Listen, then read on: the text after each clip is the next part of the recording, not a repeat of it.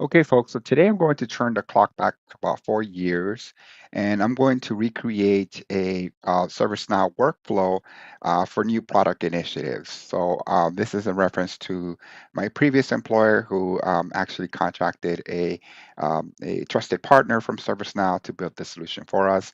I was not on the actual project itself, but I was more on the client side where I went through these processes and I understood what the challenges were, but I was not actually part of the project team that built the solution. I'm just going to build it based on what I know about ServiceNow and and also from memory.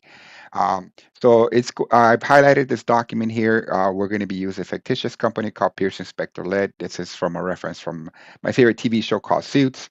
So most of the characters and people that are going to be on the approval of this workflow will be folks from that show.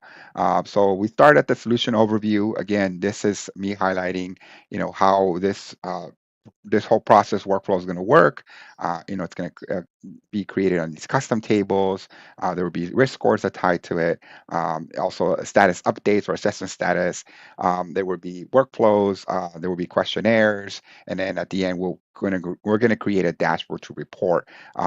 Real-time visibility to other people about the actual assessment itself. Notifications is key, so every team that will be impacted will receive some type of notification letting them know to take action on either product approval or sign off on any of the requirements that are on the actual product initiative. So once we now we're then we move on to the product assessment workflow, where the action here is that the actual person or the product manager who's submitting the actual product idea will be done through a service portal form. The details will be highlighted here. What is it that we're trying to do? What would be the overall target audience? These are all sort of product requirements that are, that you would create or you would try to gather under what they call the BRD. Um, then we have the initial screening process. This will be where we have these tasks that are conducted to perform the additional screening. One of the key areas here is automation. We're going to see if it actually passes the idea. The idea itself passes what the overall does it align to what our overall strategic goal and visibility is? So this will be the initial screening. Then it actually moves to step three, which is actual collaboration that takes place between the different groups that are impacted. So we'll go through government risk and compliance to make sure that those requirements are that are um, they're actually met. So we'll go again through these different teams, technology, if there's any impact to technology teams, we need to develop applications that would also be accounted for as well. And also the portfolio management, because this is a financial product we're going to be creating, it's going to be here as well, and operations too. If there's anything that's related to operations, we need to put it on here. Again, automation will be key here. We're going to be automating a lot of this work for the people that are actually using this tool. Step four will be the actual approval and decision making. This is where we have any questions that were raised, and we make sure that we clear those questions and we actually get the approval, and we also record these approval and memorialize these approvals when we do actual reporting. And then that actually leads me to the last step, which is the actual launch. We actually go through the actual product launch, and then we do review post-launch of the overall product. One thing that I mentioned here was, we're going to try to get this dashboard where we actually provide live updates of the status of this product. To build this solution, we're going to be using the App Engine Studio within ServiceNow. I'm not going to create the actual users in the company. I've already created that. There's another video where I highlight where I create the company and the actual user. So we're just going to go ahead and build it here. So our first step is going to be to create the app. So we can just click on create app here, or we do just create app here. We want to name our application. This is where we actually create a name. Now remember that these apps will have like an X beginning, since we're doing this in a dev environment. That's how the naming convention would work here in the description. So let's create that now. So we created the name, we have the description. We can upload or drag a file if we wanted to on here. We don't need to. We're just going to go ahead and create the app. On the roles, you can just leave it as default. We're okay doing that now. So now we created the financial app product assessment, which is up here. We need to move on to the next step, which is to actually create the custom tables. But we clicked on the actual data tab, and now we want to go ahead and create the data. This is what we need to account for here. So we would just create a blank new table. So that's what we need to do here. And under the table, we create a new table. And we don't want to make it extensible for now from an extensible table because we don't have the data. It's a brand new table. Okay, so now we have the table name, the label, excuse me. So it automatically creates a label for us. We can make it extensible. It's fine. We can also do auto number if we wanted to. It's totally okay to do that.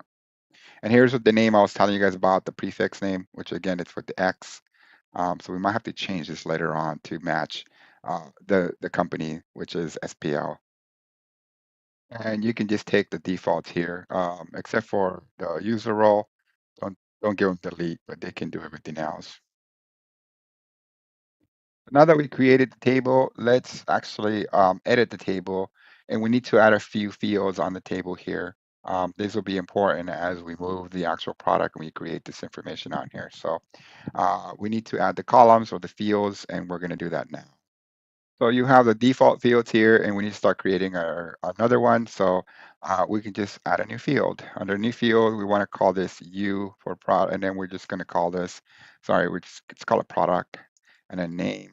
Um, and then it should be a column table here that should be created, product name.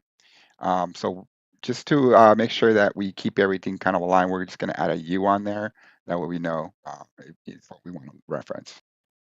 So we have the first field, and we're going to create more fields. So the first one is U product name, and this is the name that we want for the column. So let's move on to the next ones.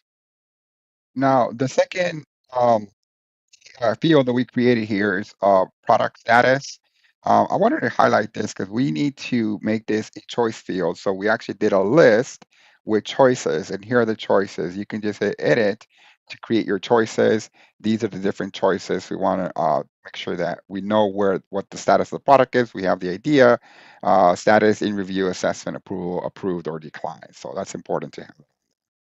Now, we want to do is add choices. So I noticed that when you create a list, you can either go choices or list. It's better to use list because then you can select multiple choices, and you have to actually save the field before you can actually go and edit and add your options for choices. So this is where we would add another choice. So for instance, this is for asset class. We can do equities, and then we can go and move on. We can do fixed income. Or we can also do like ESG. But again, this will actually give us the option to do multiple choices. We want to make sure we choose a list. And then for ACL, so the access control levels here, we're going to do read-write access for product managers and admin. And then we can do read-only access for reviewers or relevant records. So we'll add that later on. Okay, so we have our table that we created here. Now we can just do a quick preview. And then this is what we wanted to see. So we have the asset classes, business case. So we have all these tables that we were looking to see, which is great. Okay, I went ahead and got rid of the U in the front of the table name, so it looks a lot better this way. So now we need to move on to the flow designer. This will be the automation piece. So this is what we need to sort of set this up so it would be automated. So let's get into it. Okay, now that we have our data and we have our table, let's go into the actual flow designer. So we can either do that through logic and automation, or we just go into this tab and do it there. So let's just go here and want to create a new flow. So we're creating one from scratch, and we are going to go ahead and call this new product assessment. And this will be the flow. Write a brief description here. We have the name and we have the description. Now we create the flow, which is done here. Now we need to edit the flow. The first step is to create the action. So we're going to do that now. Okay, so the action here is we're going to choose the action button, and then it's going to be update the records status to in review. We're going to be the first one. Sorry, apologies, jumped the gun there. Actually, I forgot to do the trigger, so let's just do the trigger. So the trigger here is when a financial product record is created, which would be U product table, it would equal idea.